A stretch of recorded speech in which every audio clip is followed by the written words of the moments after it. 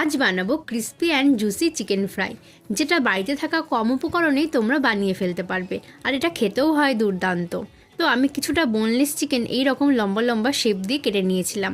খুব বেশি মোটা করিনি বা খুব বেশি পাতলাও করিনি, মিডিয়াম শেপ রেখে আমি এই রকম লম্বা করে কেটে নিয়েছি। তারপর এতে অ্যাড করব আমি কিছুটা আদা রসুন বাটা, জিরে গুঁড়ো, ধনে গুঁড়ো আর লঙ্কা গুঁড়ো, আর একটা ডিম দিয়ে আমি 15 মিনিট মাখিয়ে রেখে দেবো। তারপর অন্য একটা পাত্রে নিয়ে নেব ময়দা আর কর্নফ্লাওয়ার, তার মধ্যে আমি দেব লঙ্কা গুঁড়ো আর গোলমরিচ গুঁড়ো। তারপর একসাথে সব কিছু ভালোভাবে মিশিয়ে নেব। এইবার ম্যারিনেট হয়ে যাওয়া চিকেনের মধ্যে দিয়ে দিলাম সামান্য নুন।